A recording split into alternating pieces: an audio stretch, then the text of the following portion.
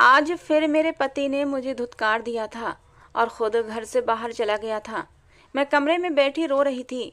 शायद मैं दुनिया की सबसे बड़ी बदनसीब लड़की थी, जिसे उसका पति नजर भरकर देखना भी पसंद नहीं करता था और हर बार मेरे सामने जाने पर ही गुस्से से आग बबूला हो जाता। मुझे अपने सामने से हट जाने के लिए कहता। पति की नापसंदीदगी के बावजूद आज भी मैंने नया जोड़ा पहनकर खूब दिल लगाकर तैयारी की थी। और ऐसा भी नहीं था कि मैं कोई कम सूरत या भद्दी लड़की थी, बल्कि मेरे हुस्न की तो लड़कियां भी तारीफ किए बिना नहीं रह सकती थीं। और जवान होते ही जो शब्द मैंने अपने बारे में सुने थे वो यही थे कि मैं बहुत ही खूबसूरत लड़की हूँ, जिससे नजरें चुराना नामुमकिन है। मैं अपने हुस्न पर काफ़ी घमंड भी करती थी, मगर अपने पति के व्यवहार पर पहली बार मैं अपने हुस्न को और भी निखारने की कोशिश में लगी रहती थी। जो एक बार चेहरे पर पानी के छींटे भी मार लेती तो मेरी स्किन ऐसे चमकने लगती जैसे शीशा चमकता है। अब मेकअप कर करके पागल हो जाती थी, मगर मेरा पति मेरी तरफ देखना तो दूर की बात, मुझसे शक्ल भी नहीं दिखाता था। मेरी शादी को 4 दिन गुजर चुके थे, लेकिन मैंने अपने पति की शक्ल नहीं देखी थी। जब भी मेरे सामने आता अपने चेहरे को छुपाकर आता था। कहता, मैं तुम्हें नहीं देखूंगा, नहीं तो मुझे पाप लगेगा। मुझे बड़ी हैरत होती, भला पत्नी को देखने में कैसा पाप। ना वो मुझे देखता था और ना खुद को देखने देता था। मुझे शक था मेरे पति ने शायद मुझे कभी देखा ही नहीं था, क्योंकि आज जब मैं नई साड़ी पहनकर आई तो लाल रंग की साड़ी थी और मेरे सफ़ेद रंग को और भी चमका रही थी। उसने मेरी तरफ एक नज़र भी उठाकर नहीं देखा था। मैंने अपने सिल्की बाल खोलकर कंधे पर फैला रखे थे। अपनी बड़ी बड़ी काली चमकती आंखों में जानबूझकर काजल की मोटी धार लगाई थी, क्योंकि काजल लगाने से मेरी सुरमई आंखें और भी जादू भरी लगती थीं। मैं जब ऐसी तैयारी करके अपने पति के पास कमरे में जाने लगी तो मुझे उम्मीद थी मेरा पति कम से कम आज के दिन मुझे नज़रअंदाज नहीं कर पाएगा और ज़रूर मेरी तरफ ध्यान देगा।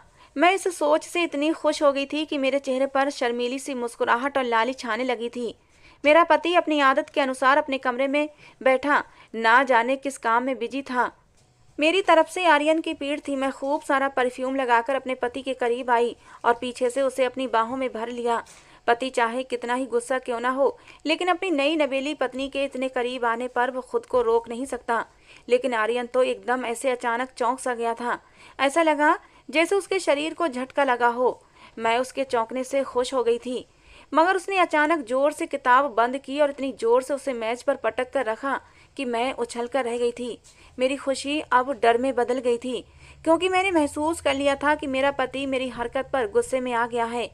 मैं अभी अपने पति को अपने दिल की बात बताना चाहती थी कि वो मुझे पलट कर देखने की बजाय कुर्सी को ठोकर मारता कमरे से ही निकल गया। मैं तो हैरान रह गई थी, आखिर मेरे पति को मुझसे इतनी उलझन क्यों होती थी। मैं आर्यन से यही सवाल करना चाहती थी। मुझे अच्छे से याद है कि मेरी शादी करते हुए मेरी परेशानी पर मेरे पापा ने मुझे तसल्ली दी थी और कहा था, लड़का बहुत ही अच्छा है और तुम्हें बहुत खुश रखेगा। अच्छा खाता है, अच्छा कमाता है, अपना कारोबार है, वो तुम्हारी इज्जत और सम्मान करेगा। और दूसरी बात, आर्यन ने खुद अपनी इच्छा रखी है तुमसे शादी करने की। पापा की बातों से मुझे अंदाजा हुआ था आर्यन ने मुझसे मोहब्बत की शादी की थी। जिस आदमी को अपनी पत्नी से मोहब्बत हो और उसकी पत्नी खूबसूरत भी हो, तो ऐसा आदमी अपनी पत्नी को नज़रअंदाज कैसे कर सकता है। मैं पहली ही रात अपने पति के व्यवहार पर गमजदा हो गई थी। मैं आज भी अपने पति के यूं कमरा छोड़कर जाने पर उसके पीछे लपकी थी। मैंने सोच लिया था आज मैं अपने पति को ऐसे जाने नहीं दूंगी। आखिर को मैं उसकी पत्नी हूँ और वो मेरा पति है। हमारी नई नई शादी हुई है और मेरे अंदर मचलते जज्बात नेचुरल थे। हर लड़के को या लड़की को जवानी में एक साथी की ज़रूरत महसूस होती है, और फिर मेरी शादी हुई थी तो मुझे भी एक साथी की ज़रूरत महसूस होने लगी थी। ऐसे में मेरा पति मुझे नज़रअंदाज कर देता तो मेरे दिल पर एक क़यामत बीत जाती थी। मुझे लगने लगा था शायद उसे मेरी कोई बात बुरी लगी है और वो मुझसे नाराज़गी में ऐसा कर रहा है। मैं तो उसे मनाने को भी तैयार थी और अपनी ना की जाने वाली गलती पर माफ़ी भी मांगना चाहती थी, मगर मुझे सच का अंदाज़ा बिल्कुल नहीं हुआ था कि आखिर बात क्या है। मैं कमरे से निकलकर अपने पति के पीछे गई तो आर्यन गायब था। मैंने उसकी तलाश में पूरा घर छान मारा और जब मुझे इस बात का अंदाज़ा हुआ वो मुझे सदमे में डाल गया। मेरा पति तो घर से बाहर जा चुका था। ये बात मुझे हैरत के समंदर में गोते खिला रही थी। आर्यन ने तो मुझे दुखों में धकेल दिया था। मैं आर्यन के लिए इतनी तैयार हुई थी और वो मेरी कोशिश पर पानी फेर कर मुझे घर पर अकेला छोड़कर चला गया था। आखिर ऐसी क्या गलती हुई थी मुझसे? मैं बेतहाशा हुस्न की मालिक, हर वक्त तारीफें समेटने वाली लड़की थी, लेकिन इसके बावजूद भी मैंने अपने आप को सिर्फ अपने हमसफर की अमानत के तौर पर संभाल कर रखा हुआ था। मैंने कभी किसी लड़के को अपने करीब आने नहीं दिया था और ना ही किसी की मोहब्बत का जवाब मोहब्बत से दिया था। मैं नहीं चाहती थी मैं अपने जज्बात किसी गैर मर्द पर लुटाऊं। मैं मोहब्बत की चाहत भी रखती थी और मुझे यही लगता था मेरा पति सिर्फ मुझसे मोहब्बत करेगा और मुझे कभी नज़रअंदाज नहीं करेगा। शायद कोई आम मर्द मेरा पति बनता तो ऐसा ही होता, मगर जो इंसान मुझे मिला वो पहले दिन ही मुझे हैरान कर गया था। आर्यन के साथ फेरे लेते हुए मेरे दिल में आर्यन का सम्मान और स्थान दोनों बढ़ गए थे। वो मेरा पति बन चुका था और मेरी सारी मोहब्बतें सिर्फ उसके लिए थीं। हमारी शादी तो हो गई थी लेकिन विदाई नहीं हो पा रही थी, क्योंकि पापा कहने लगे जिस कॉलेज में मैं पढ़ाता हूँ वहाँ कुछ प्रॉब्लम्स क्रिएट हो गई हैं और वो सब प्रॉब्लम्स को सुलझाने के बाद ही मेरी विदाई करना चाहते थे। इसलिए उन्होंने आर्यन से बात कर ली थी, अभी सिर्फ शादी कर लो, विदाई 3 दिन बाद होनी है। आर्यन इस बात पर भी मान गया था और फिर 3 दिन बाद ही मेरी विदाई हुई थी। मैं जो दुल्हन बनकर सबकी ध्यान को अपनी तरफ खींच रही थी, विदा हुई तो दोस्तों की छेड़छाड़ पर दिल धड़कने लगा था। एक अनजान आदमी की जिंदगी में शामिल होने का जो डर मुझ में पैदा हुआ था वो मेरे पापा ने पहले ही ख़त्म कर दिया था। मैं अपने पापा की बहुत ही लाडली और प्यारी बेटी थी। हम सिर्फ 2 बहन भाई थे। भाई बचपन में ही पढ़ाई के इरादे से विदेश चला गया था। वहाँ मेरे चाचा की फैमिली रहती थी। मैं अपने पापा के पास अकेली रह गई थी। मेरे पापा एक कॉलेज में पढ़ाते थे। मैंने ज़िंदगी में हमेशा मोहब्बत ही पाई थी, इसलिए यह भी डर था कि कहीं मेरी ज़िंदगी में शामिल होने वाला मर्द गुस्से वाला ना हो। मगर पापा ने मुझे समझाया था कि वो बहुत ही अच्छा लड़का है, बिल्कुल तुम्हारे बाप के मिजाज जैसा। वो लड़का मेरे पापा का पुराना स्टूडेंट था, इसलिए मेरे पापा को उसके बारे में सब पता था। मैंने शादी से पहले अपने पति को सिर्फ तस्वीर में देखा था। वैसे तो हमारे घर का माहौल इतना पाबंद और पुराने ख्याल का नहीं था, मगर फिर भी मुझे अपने होने वाले पति से शर्म और झिझक महसूस होती थी और मेरे पति ने भी कभी मुझसे मिलने की ख्वाहिश जाहिर नहीं की थी। मैंने अपने पापा से शादी का जोड़ा लेने की बात की तो पापा ने बताया कि शादी का लहंगा आर्यन अपनी मर्जी से लेना चाहता है। मैं खामोश हो गई थी, मगर मुझे हैरत उस समय हुई जब मुझे शादी का लहंगा देने कोई और नहीं बल्कि मेरा देवर आया था। मेरा देवर बहुत ही खुश मिजाज और हंसमुख सा लड़का था। वो मेरे पति से 2 साल छोटा था। उसने मुझे शादी का सामान दिया और कहने लगा मेरा बड़ा भाई बड़ा ही शर्मीला इंसान है, इसलिए वो अपनी होने वाली पत्नी से मिल नहीं रहा, मगर वो शादी हो जाने के बाद आपका बहुत ख्याल रखेगा, क्योंकि मेरा आर्यन भाई दिल का बहुत ही अच्छा इंसान है, आपको कभी भी शिकायत का मौका नहीं देगा। आपसे पहले तो उसने किसी लड़की को देखा तक नहीं है। ये बात सुनकर मुझे अच्छा लगा था, क्योंकि मेरा पति भी मेरे जैसा ही इंसान था। उसने अपने हर जज्बे को सिर्फ अपनी पत्नी के लिए संभाल कर रखा हुआ था। शादी के दिन मैं अपने हर डर को भुलाकर विदा होकर अपने पति के घर पहुंची थी तो एक सवाल मुझे बार बार तंग करने लगा कि मेरे स्वागत के लिए कोई भी मौजूद नहीं था। शायद मेरा पति कोई अनाथ आदमी था, क्योंकि मैं विदाई से लेकर पति के घर पहुंचने तक आर्यन के अलावा किसी को भी नहीं देखा था। बाकी सबकी तो मुझे खबर नहीं थी, मगर विदाई के बाद से तो मैंने अपने देवर को भी नहीं देखा था। मुझे हैरत हो रही थी कि सगा भाई अपने बड़े भाई की शादी में क्यों नहीं था, वो भी ऐसा भाई जो शादी की तैयारियों में आगे आगे था और अपने भाई के साथ ही रहता था। हर बात मुझे चौंका रही थी और सबसे बढ़कर जो बात मुझे बुरी लगी थी वो ये थी कि मैं अपने कमरे में बैठी थी और वहाँ कोई भी साज सजावट नहीं की गई थी। बस मैं एक ऐसे ही सादे से कमरे में बेड पर बैठी हुई थी, यहाँ तक कि बेड पर नई चादर भी नहीं बिछाई गई थी। मेरी शादी मेरे लिए सवालिया निशान बन गई थी। ये कैसी शादी थी जिसमें कोई रिश्तेदार नहीं थे, कोई साज सजावट नहीं थी, कोई भी खुश नज़र नहीं आ रहा था।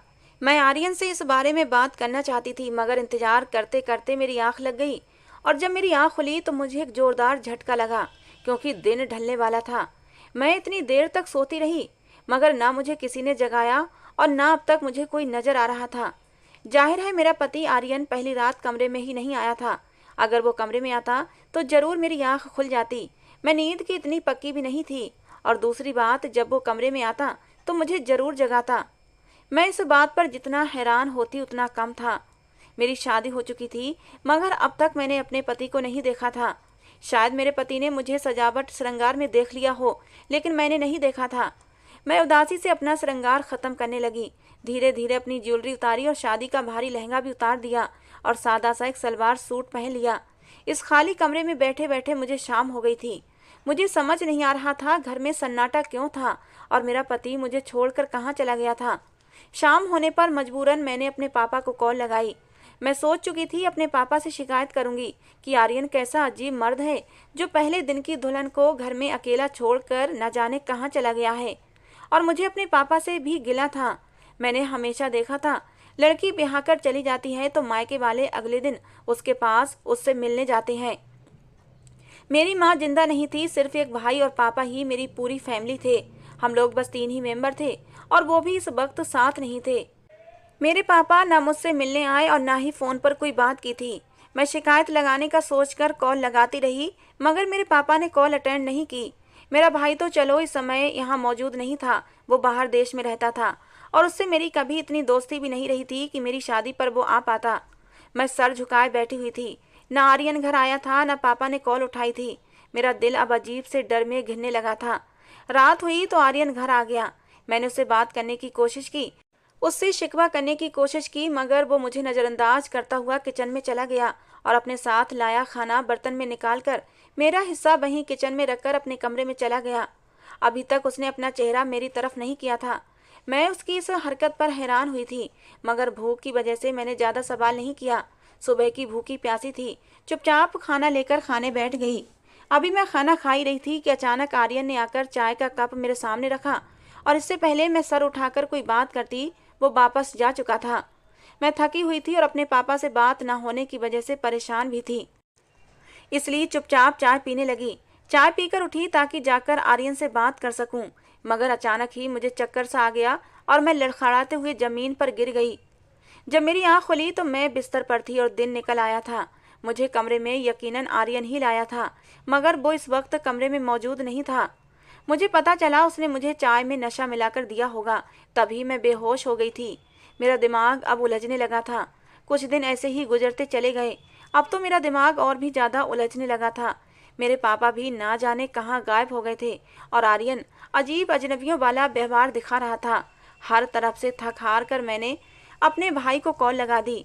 अब मुझे कोई भी नज़र नहीं आ रहा था जिससे मैं मदद मांगती सिवाय मेरे भाई के। मैंने उससे मदद मांगने के इरादे से उसे कॉल की। मुझे उम्मीद थी मेरी परेशानी को वो समझेगा और पापा के बारे में भी मुझे ज़रूर कुछ बताएगा कि वो मेरी कॉल क्यों नहीं उठा रहे और हो सकता है आर्यन से भी बात करे। मगर कॉल पर उसने जो कुछ मुझे बताया मेरे सर पर पूरे घर की छत गिर गई थी। मेरी परेशानी पर मेरा भाई बोला कि पापा किसी ज़रूरी काम की वजह से तुम्हारी शादी के दूसरे दिन ही फ्रांस चले गए हैं और फिलहाल वो तुमसे कांटेक्ट नहीं कर सकते, इसलिए तुम उन्हें तंग मत करो। और जब मैंने आर्यन के बारे में बताया तो बोला कि तुम्हारे पास अब एक वही इंसान है जिसके पास तुम्हें रहना है, इसलिए खुद को एडजस्ट करो और जैसा आर्यन कर रहा है उसे करने दो। तुम्हारे पास इसके अलावा कोई दूसरा चारा नहीं है। वो तुम पर कोई जुल्म नहीं कर रहा। ऐसे हालातों में यही काफ़ी है कि वो तुम्हें अपने पास रख रहा है। मेरा भाई अपनी बात कह के कॉल काट चुका था और मैं पत्थर की बनी बैठी रह गई थी। मेरे बाप का ऐसा कौन सा काम था कि वो यूं अचानक चुपचाप चले गए और मुझसे बात भी नहीं की। मुझे अब रोना आने लगा था। मेरी जिंदगी अचानक ही उलझ कर रह गई थी।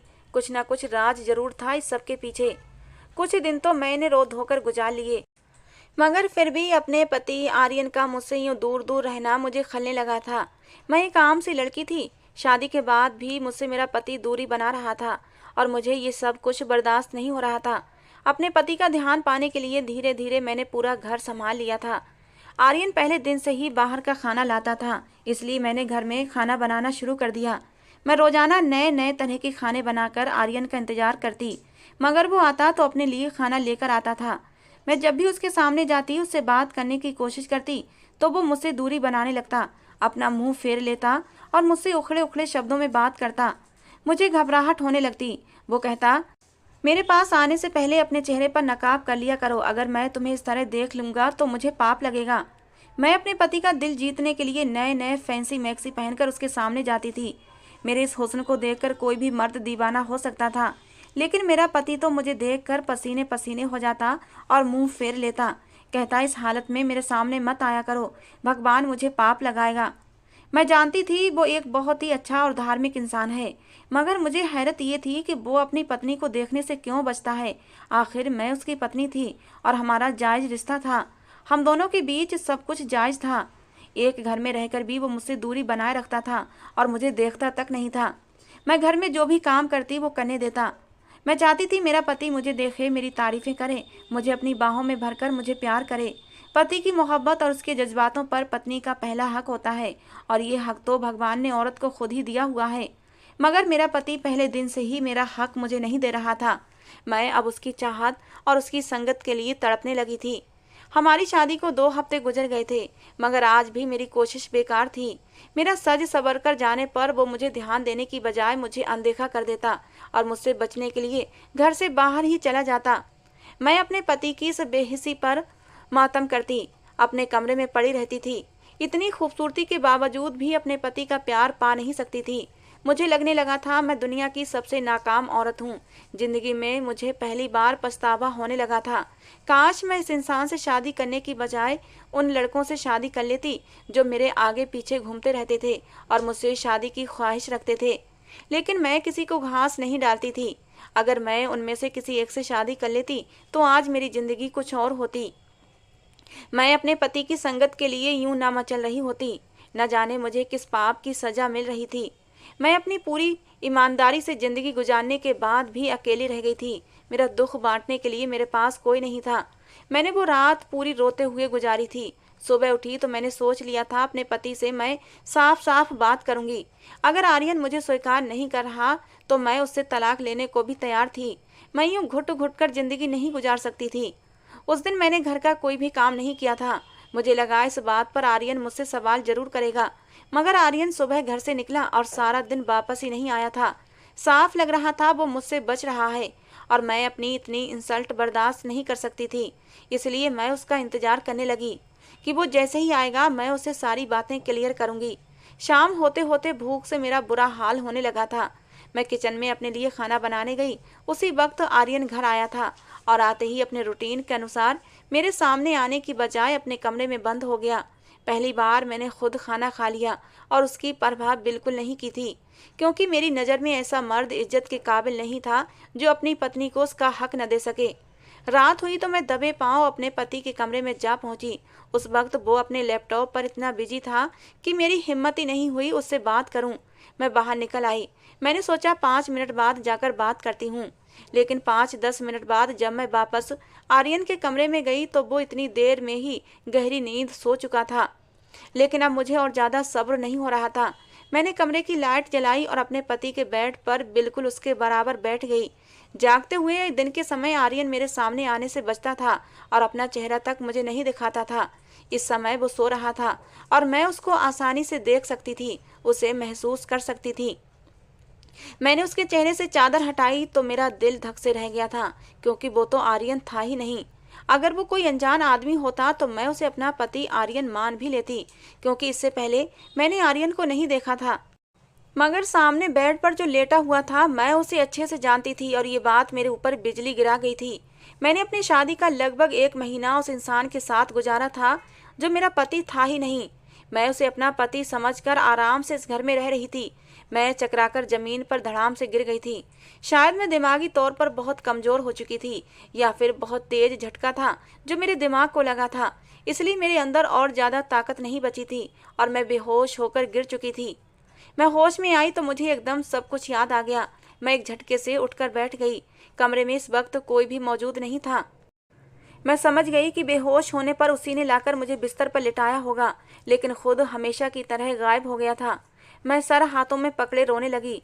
मुझे लाड प्यार से पालने वाला मेरा बाप मेरे साथ ये क्या कर गया था। मुझे लगा मैं भरी दुनिया में अकेली रह गई हूँ। पति पत्नी जैसे इतने पवित्र रिश्ते को इस्तेमाल किया गया था।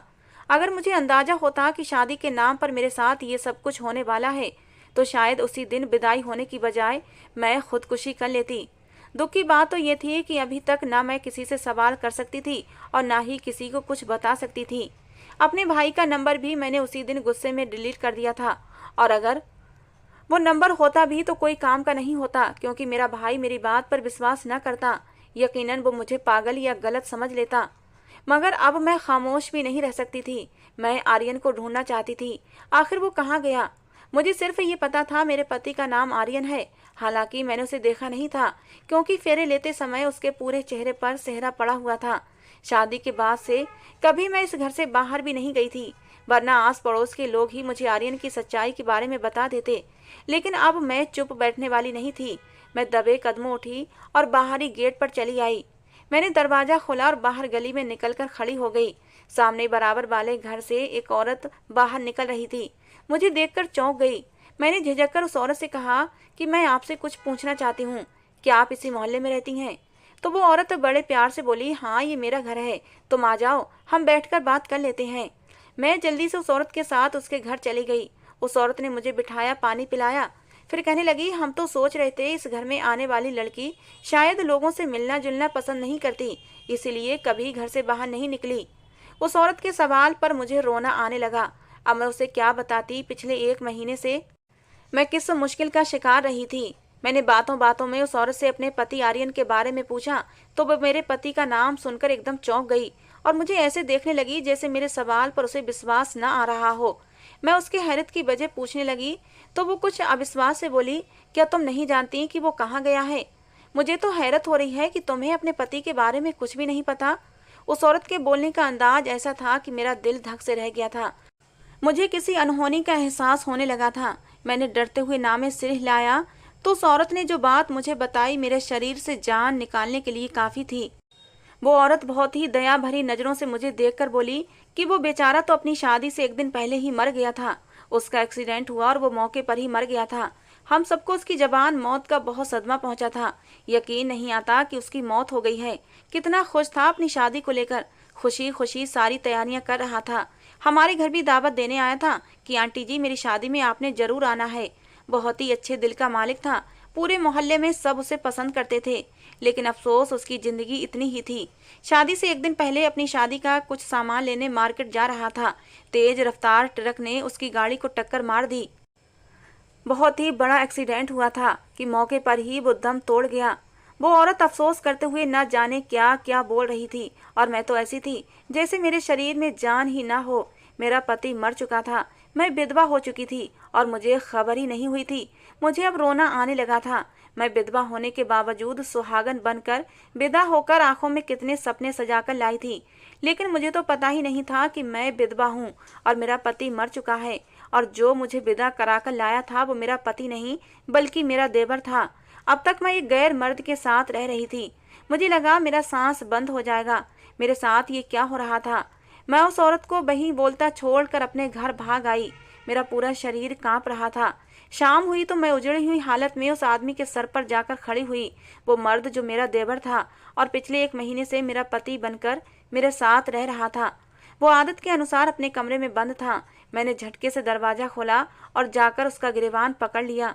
वो मेरी इस अचानक हरकत पर बौखला गया था। मैंने गुस्से से उस पर चीख कर कहा कि तुमने मेरे साथ ये हरकत क्यों की थी?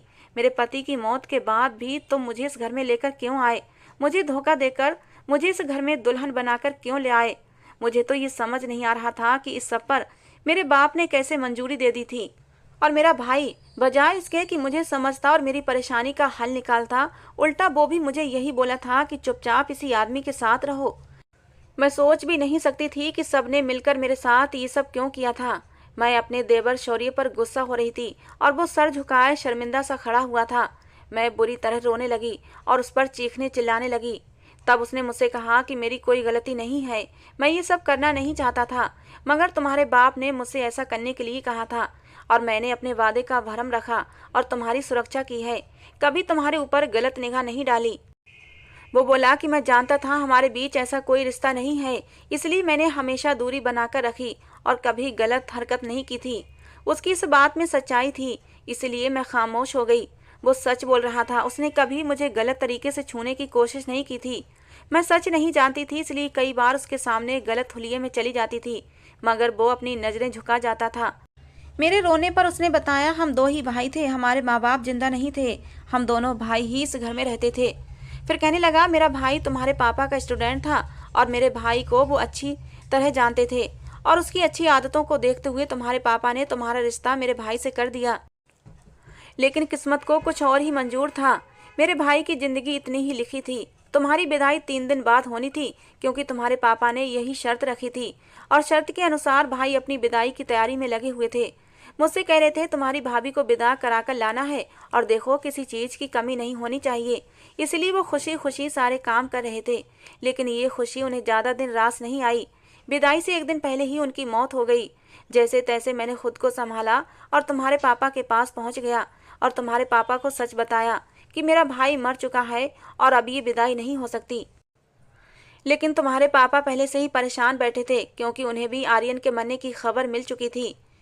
पापा की परेशानी की सबसे बड़ी वजह कुछ और भी थी। उन्होंने शौर्य को बताया था कि मैं क्या करूं, मेरे ऊपर अजीब मुसीबतें टूट पड़ी हैं। एक तो आर्यन की अचानक मौत ने मुझे बदहवास कर दिया है। दूसरा, मैं अब यहाँ ज़्यादा नहीं रुक सकता, क्योंकि मैंने अपने एक स्टूडेंट को सजा दी थी, लेकिन मुझे नहीं पता था वो दिल का मरीज है। उसी सजा के दौरान उसे अटैक आया और वो मर गया। वो एक जागीरदार घराने से संबंध रखता था। अब वो लोग मेरे दुश्मन बन गए हैं और मुझे मारने पर तुल गए हैं। शौर्य मुझे बताने लगा कि उधर तुम्हारे पापा तुम्हारे लिए भी परेशान थे और उन्हें अपनी जान के भी लाले पड़े हुए थे। फिर मेरे पापा ने मेरे देवर शौर्य से कहा कि अभी तुम खामोशी से दुल्हन को ले जाओ और उसकी हिफाजत करना। जब सारा मामला सुलझ जाएगा तो मैं खुद अपनी बेटी को लेने आऊँगा और उसे सब कुछ सच बता दूंगा। वो घर से जल्दबाजी में फ्रांस चले जाना चाहते थे और मुझे कुछ भी पता नहीं पाए थे। उन्होंने अपना नंबर भी बंद कर लिया था, जिससे कि कोई उनको पकड़ न सके। लेकिन उनकी किस्मत खराब थी, अगले दिन ही पुलिस ने उन्हें पकड़ लिया। मेरा बाप जेल में था और इसी वजह से भाई ने भी मुझे खामोश रहने का कहा था। मेरा देवर सब बात बताकर खामोश हो गया था और मैं सदमे की हालत में चली गई थी।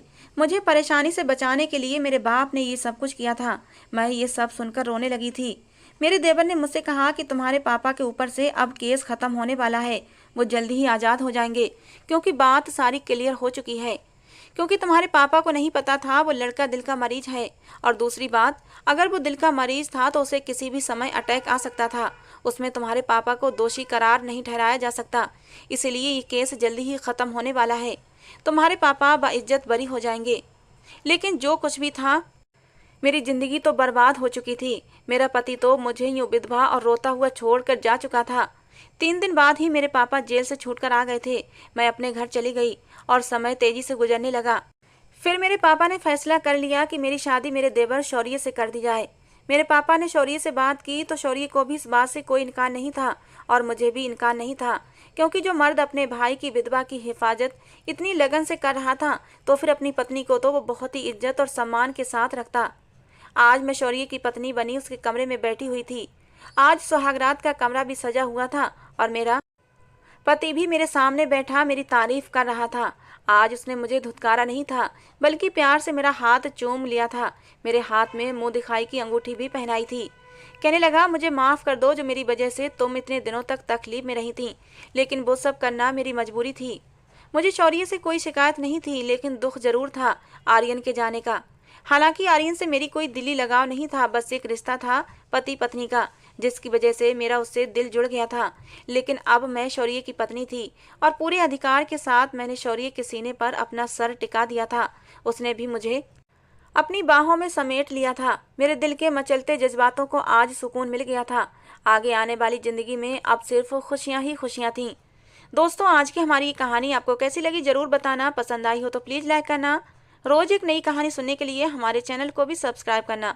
मिलते हैं दोस्तों एक नई कहानी के साथ। कहानी को पूरा सुनने के लिए आप लोगों का बहुत बहुत धन्यवाद।